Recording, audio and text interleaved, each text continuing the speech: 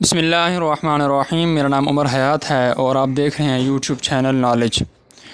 غزوہ بدر میں مسلمانوں کی تعداد 313 تھی، جن کے استعمال کے لیے صرف 2 گھوڑے، 70 اونٹ، 6 زرہیں اور 8 تلواریں تھیں، جبکہ دوسری طرف کافروں کے پاس 1000 کی بڑی تعداد میں فوج تھی، جن کے پاس 100 گھوڑے، 700 اونٹ اور بہترین جنگی سامان تھا۔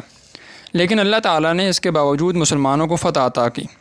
اس کی 2 قسم کی وجوہات تھیں، ایک تو دنیاوی وجوہات، دوسری وہ وجوہات جن کا تعلق معجزات سے ہے، جو خصوصی طور پر اللہ تعالیٰ نے مسلمانوں کو عطا کیے تھے۔ اس ویڈیو میں ہم ظاہری وجوہات کو دیکھیں گے کہ کیسے کم تعداد مسلمانوں نے نبی کریم صلی اللہ علیہ وآلہ وسلم کی حکمت عملی کی وجہ سے فتح حاصل کی۔ سب سے پہلی وجہ یہ تھی کہ مسلمان کم ہونے کے باوجود آپس میں اتفاق رکھتے تھے، جبکہ کفار کا باہمی نفاق تھا۔ عتبہ اور چند دوسرے سردار تو شروع ہی سے اس جنگ کے خلاف تھے، جبکہ بنی زہرہ کے لوگ تو راستے سے ہی واپس لوٹ گئے اور جنگ کرنے سے انکار کر دیا۔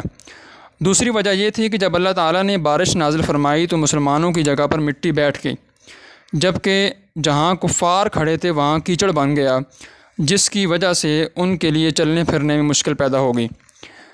تیسری وجہ یہ تھی کہ مسلمان جس جگہ کھڑے تھے سورج ان کی پیٹھ کی طرف تھا، جس کی روشنی سیدھا کفار کی آنکھوں میں پڑ رہی تھی۔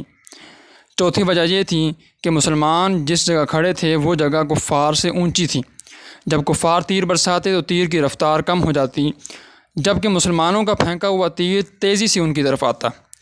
پانچویں وجہ یہ تھی کہ مسلمانوں کی صف بندی نبی کریم صلی اللہ علیہ وآلہ وسلم نے خود فرمائی تھی اور تمام مسلمانوں کو ایک منظم طریقے سے کھڑا کیا، جبکہ کافروں کی صفوں میں نہ ترتیب تھی نہ کوئی صف بندی۔ چھٹی وجہ یہ تھی کہ مسلمان رات کو بے فکر ہو کر سو گئے اور صبح تازہ دم اٹھے، جبکہ کفار تمام رات بے چین رہے اور نہ اپنی نیند پوری کر سکے، جس کی وجہ سے صبح جنگ کے وقت ان کی حالت بہت خراب تھی۔ یہ وہ تمام ظاہری وجوہات تھیں جن کی وجہ سے اللہ تعالیٰ نے مسلمانوں کی کم تعداد ہونے کے باوجود ان کو فتح عطا فرمائی۔